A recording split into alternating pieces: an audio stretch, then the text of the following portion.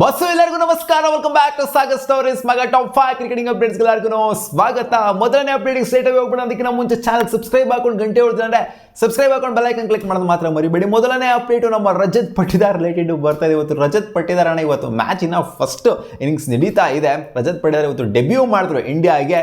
So ಆದ್ರಿಂದ ರಜತ್ ಪಟ್ಟಿದಾರ್ ಇವಾಗ ಕ್ಯಾಪ್ಟ್ player ಆಗಿರೋದ್ರಿಂದ IPL ಅಲ್ಲಿ 20 ಲಕ್ಷ ಬೆಸ್ಟ್ ಪ್ರೈಸ್ಗೆ ಅವ್ರನ್ನ RCB ಪಿಕ್ ಮಾಡ್ಕೊಂಡಿದ್ರು. ಈ ವರ್ಷ ಅಷ್ಟೇ ಪ್ರೈಸ್ಗೆ ರಿಟೈನ್ ಕೂಡ ಮಾಡ್ಕೊಂಡಿದ್ರು. ಇವಾಗ ಅವರ ಬ್ರ್ಯಾಂಡ್ ವ್ಯಾಲ್ಯೂ 50 ಲಕ್ಷ ಆಗಿದೆ. ಯಾಕಂದ್ರೆ ಕ್ಯಾಪ್ಟ್ ಪ್ಲೇಯರ್ಗೆ 50 ಲಕ್ಷ ಸೆಟ್ ಮಾಡ್ಬೋದು ಮಿನಿಮಮ್. ಸೊ ಅದನ್ನ ಇವಾಗ ಆಕ್ಷನ್ ಆಗಿದ್ರು ಸಹ, ರಿಟೆನ್ಷನ್ ಆಗಿದ್ರು ಸಹ ಇವಾಗ ಅವರ ಬ್ರ್ಯಾಂಡ್ ವ್ಯಾಲ್ಯೂ ಇನ್ಕ್ರೀಸ್ ಆಗಿರೋದ್ರಿಂದ RCB ಅವರಿಗೆ 50 ಲಕ್ಷನ ಕೊಡಬೇಕಂತ 20 ಲಕ್ಷಕ್ಕೆ ರಿಟೈನ್ ಮಾಡ್ಕೊಂಡಿದ್ರು. ಬಟ್ ಇವಾಗ 50 ಲಕ್ಷ ಕೊಡಬೇಕಂದ್ರೆ ಯಾಕಂತಂದ್ರೆ ಇವಾಗ ಅವರು ಕ್ಯಾಪ್ಟ್ ಪ್ಲೇಯರ್ ಆಗಿರೋದ್ರಿಂದ ಇವತ್ತಿನ ಅಷ್ಟೇನು ಚೆನ್ನಾಗಿ ಪರ್ಫಾರ್ಮ್ ಮಾಡೋಕ್ಕಾಗಿಲ್ಲ. ಬೇಗನೆ ಔಟ್ ಆದರು. ಇನಿಷಿಯಲಿ ಸಖತ್ತಾಗಿ ಕಾಣಿಸ್ಕೊಂಡ್ರು.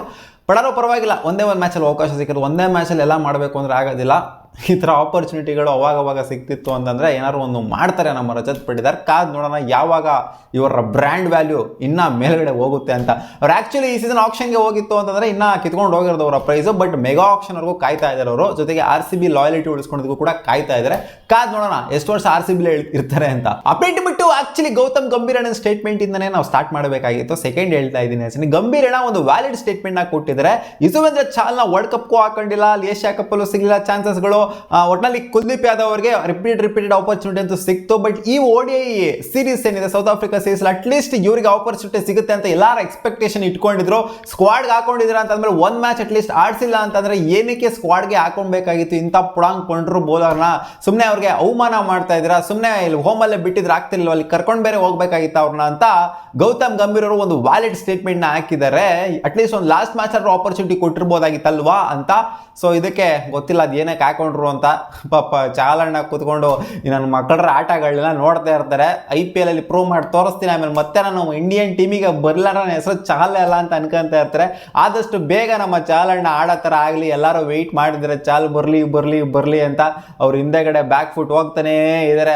RCBನ ಯಾವಾಗ ಬಿಟ್ರೋ, ಅಂದರೆ RCB ಯಾವಾಗ ಚಾಲ್ನ ಬಿಟ್ರೋ ಅವರ ಸ್ಟ್ಯಾಟ್ಸು ಜೊತೆಗೆ ಗ್ರಾಫು ಏನಿದೆ ಅದು ಹಂಗೆ ಕೆಳಗಡೆ ಬರ್ತಾನೇ ಇದೆ ಇಂಟರ್ನ್ಯಾಷನಲ್ ಕೆರಿಯರ್ ಕೂಡ. ಅಪ್ಡೇಟ್ ಇವತ್ತು ಸಿರಾಜ್ ಬೈ ಹಾರ್ಟ್ ಬ್ರೇಕ್ ಆಗಿರುವಂಥ ಒಂದು ಸ್ಟೋರಿನ ಇನ್ಸ್ಟಾಗ್ರಾಮ್ ಅಕೌಂಟಲ್ಲಿ ಹಾಕೊಂಡಿದ್ರು. ಸೊ ಅದು ಏನಾಗಿದೆ ಅಂತ ನಮಗಂತೂ ಗೊತ್ತಿಲ್ಲ. ಗುರು ಸುಮಾರು ಜನ ಕಮೆಂಟಲ್ಲಿ ಕೇಳ್ತಿದ್ರ ಏನಾಯ್ತು ಅಂತ ಹಲವಾರು ರೀತಿಯ ಊಹೆಗಳಂತೂ ಬರ್ತಾ ಇದ್ದಾವೆ. ಹಿಂಗಾಗಿರ್ಬೋದು, ಹಂಗಾಗಿರ್ಬೋದು, ಅಂತೆ ಕಂತೆ ಪಂತೆ ಸಂತೆಗಳೆಲ್ಲ ಬರ್ತಾ ಇದ್ದಾವೆ. ಬಟ್ ಈ ಅಂತೆ ಕಂತೆನೆಲ್ಲ ನಾವು ನಂಬೋದಕ್ಕಾಗೋದಿಲ್ಲ. ಒಟ್ಟಲ್ಲಿ ಅದೇ ರೂಮರ್ಸ್ ಏನು ಹರಿದಾಡ್ತಿದೆ ಅಂತಂದರೆ BCCI ಏನೋ ನಿರ್ಧಾರ ಮಾಡಿಬಿಟ್ಟಿದೆ ಇವ್ರನ್ನ ಆಡಿಸ್ಬಾರ್ದು ಅಂತ. ಅಂದರೆ ವಿರಾಟ್ ಕೊಹ್ಲಿನೋ ರೋಹಿತ್ ಶರ್ಮಾನೋ ಯಾರನ್ನೋ ಆಡಿಸ್ಬಾರ್ದು ಅಂತ ನಿರ್ಧಾರ ಮಾಡಿಬಿಟ್ಟಿದೆ T20 ವರ್ಲ್ಡ್ ಕಪ್ಪಲ್ಲಿ. ಅದಕ್ಕೋಸ್ಕರ ಈ ಥರ ಇವರು ಸ್ಯಾಡ್ ಆಗಿ ಹಾರ್ಟ್ ಬ್ರೇಕ್ ಆಗಿರುವಂಥ ಸ್ಟೋರಿನ ಹಾಕ್ಕೊಂಡಿದ್ದಾರೆ ಅಂತ. ಇನ್ನು ಕೆಲವರು ಇನ್ನೂ ವಿಪರೀತವಾಗಿ ಹೈಪಾಗೆ ಈ ಥರ ರೂಮರ್ಸ್ ಸ್ಪ್ರೆಡ್ ಮಾಡಿದ್ದಾರೆ. RCB ಬೌಲಿಂಗ್ ಅಟ್ಯಾಕು ಸಿರಾಜ್ ಬೈಗೆ ಇಷ್ಟ ಆಗಿಲ್ಲ, ನಮ್ಮ ಕೈಯಲ್ಲಿ ಆಡೋಕ್ಕಾಗಲ್ಲ ನೆಟ್ಟಿಗೆ ಅಂತ ಹಾಕ್ಕೊಂಡಿದ್ದಾರೆ ಹಾರ್ಟ್ ಬ್ರೇಕಿಂಗ್ ಅಂತ. ಸೊ ಸೆಕೆಂಡ್ ಅಂತೂ ಇರಲ್ಲ, ಫಸ್ಟ್ನೇದು ಇದ್ರೂ ಇರಬಹುದು, ಗೊತ್ತಿಲ್ಲ. ಸಿರಾಜ್ ಬೈಗೆನೆ ಗೊತ್ತಿರಬೇಕು ಅದೇನು ಆಗಿದೆ ಅಂತ. ಅಪ್ಡೇಟ್ ನಂಬರ್ 4, MS ಧೋನಿ ಅವರಿಗೆ ಒಬ್ರು ಫ್ಯಾನು ಇಂಟರ್ವ್ಯೂಲಿ, RCB ಫ್ಯಾನು ಇಂಟರ್ವ್ಯೂಲಿ ಕೇಳಿದ್ದಾರೆ, ನೀವು ಇಷ್ಟೊಂದು ಟ್ರೋಫಿನೆಲ್ಲ ಗೆದ್ಬಿಟ್ಟಿದ್ರಲ್ಲ, CSK 5 ಟ್ರೋಫಿಗಳನ್ನೆಲ್ಲ ಇಳಿಸಿದಿರಲ್ಲ, ನಮ್ಮ RCBಗೂ ಬಂದ್ಬಿಟ್ಟು ನಮ್ಮ RCBಗೆ ಆಡ್ಬಿಟ್ಟು ಈ ಥರ ಒಂದು ಟ್ರೋಫಿನ ಗೆದ್ಕೊಂಡು ಕೊಟ್ಬಿಟ್ಟು ಹೋಗ್ಬಿಡಿ, ಎಲ್ಲರೂ ಜೀವನದಲ್ಲಿ ಹೃದಯದಲ್ಲಿ ಇಟ್ಕೊಂಡು ಪೂಜಿಸ್ತಾರೆ RCB ಫ್ಯಾನ್ಸ್ಗಳು ಅಂತ ಒಂದು ಸ್ಟೇಟ್ಮೆಂಟ್ನ ಅವ್ರಿಗೆ ಕೇಳ್ತಾ ಇದ್ದಂಗೆ, ಒಂದು ಕ್ವಶನ್ನ ಕೇಳ್ತಾ ಇದ್ದಂಗೆ ಅವ್ರ ಕಡೆಯಿಂದ ಬಂದಂಥ ಉತ್ತರ, RCB ಇವಾಗ ಇರೋವಂಥ ಸ್ಕ್ವಾಡ್ ಎಲ್ಲ ಚೆನ್ನಾಗೇ ಮಾಡ್ಕೊಂಡಿದೆಯಲ್ಲ, RCB ಗೆಲ್ಲುವಂಥ ಟೀಮೇನೆ ಅನ್ನೋ ಥರ ಒಂದು ಹೇಳ್ಬಿಟ್ಟು ಅವ್ರಿಗೆ ಒಂಥರ ಸಾಂತ್ವನ ಹೇಳಿದ್ದಾರೆ. ನಾನು ಇವಾಗ ಹೆಂಗೆ ಬರೋಕ್ಕಾಗತ್ತೆ, ಇವಾಗ ಇರೋವಂಥ ಫ್ಯಾನ್ಸ್ಗಳಿಗೆಲ್ಲ ನಾನು ಮೋಸ ಮಾಡ್ದಂಗೆ ಆಗಲ್ವಾ, ಹೆಂಗೆ ಫೀಲ್ ಆಗ್ತಾರೆ ನಾನು ಇವಾಗ ಇರೋವಂಥ ಟೀಮ್ನ ಬಿಟ್ಬಿಟ್ಟು ಅಲ್ಲಿಗೆ ಬಂದೆ ಅಂತಂದರೆ ಅಂತ.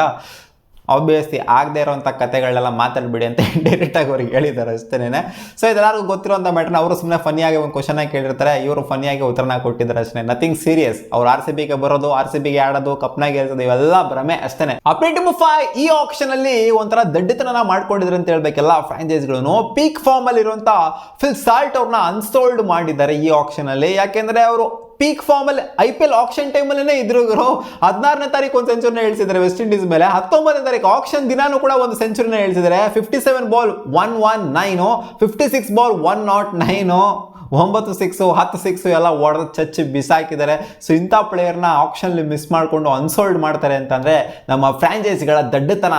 ಅಂದರೆ ಲಾಸ್ಟ್ ಸೀಸನ್ ಕೂಡ ಚೆನ್ನಾಗಿ ಪರ್ಫಾರ್ಮ್ ಮಾಡಿದ್ರು. ಇನ್ಫ್ಯಾಕ್ಟ್ ನಮ್ಮ RCB ಮೇಲೆನೇ ಮಸ್ತಾಗಿ ಪರ್ಫಾರ್ಮ್ ಮಾಡಿದ್ರು. ಏನಕ್ಕೆ ಅನ್ಸೋಲ್ಡ್ ಆದ್ರು ಇವರು ಅಂತ ನನಗಂತೂ ನಿಜವಾಗ್ಲೂ ಅರ್ಥ ಆಗ್ತಿಲ್ಲ. ಅವರು ಕೂಡ ಒಂದು ಸ್ಟೇಟ್ಮೆಂಟ್ ಕೊಟ್ಟಿದ್ದಾರೆ, ನಾನು ಏನು ತಪ್ಪು ಮಾಡಿದ್ದೆ, ನಾನು ಕರೆಕ್ಟಾಗಿನೇ ಮಾಡ್ತಾ ಇದ್ದೀನಲ್ಲ, ಈ ಥರ ಚೆನ್ನಾಗಿ ಆಡಿದ್ರೂ ಕೂಡ ಅನ್ಸಲ್ಟ್ ಆಗ್ತೀನಿ ಅಂತಂದರೆ ಏನು ಮಾಡಬೇಕು ಅಂತ ಗೊತ್ತಾಗ್ತಿಲ್ಲ ಅಂತ ಅವ್ರು ಹೇಳಿದ್ದಾರೆ ಅಷ್ಟೇ. 2 ಸೆಂಚುರಿ ಹಿಡಿದಿದ್ದಾರೆ ಗುರು ವಿದಿನ್ ಸ್ಪ್ಯಾನ್ ಆಫ್ 3-4 ಡೇಸು, ಆದ್ರೂ ಸೆಲೆಕ್ಟ್ ಆಗಿಲ್ವಲ್ಲ, ಆದ್ರೂ ಯಾರು ತೊಗೊಂಡಿಲ್ವಲ್ಲ. ಇದು ಸಿಕ್ಕಾಪಟ್ಟೆ ಫೀಲ್ಸ್ ಸ್ಯಾಡು, ಫೀಲ್ಸ್ ಬ್ಯಾಡು ಅಷ್ಟೇ ಫ್ರಾಂಚೈಸಿಗಳ ಮೇಲೆ. ಸಿಗೋಣ ಮುಂದಿನ ವಿಡಿಯೋದಲ್ಲಿ. ಇಷ್ಟ ಆಗಿತ್ತು ಮಗ ಟಾಪ್ 5 ಕ್ರಿಕೆಟಿಂಗ್ ಅಪ್ಡೇಟ್ಸ್. ನಿಮ್ಗೆ ಯಾರು ಈ ವಿಡಿಯೋ ಇಷ್ಟ ಆಗಿದ್ರೆ ಒಂದೇ ಒಂದು ಲೈಕ್ ಮಾಡ್ಬೋದು. ನಮ್ಮ ಯೂಟ್ಯೂಬ್ ಚಾನಲ್ನ ಸಬ್ಸ್ಕ್ರೈಬ್ ಆಗಿಲ್ಲ ಅಂದರೆ ಸಬ್ಸ್ಕ್ರೈಬ್ ಕೂಡ ಆಗ್ಬೋದು. ಸಿಗೋಣ, ಬಾಯ್.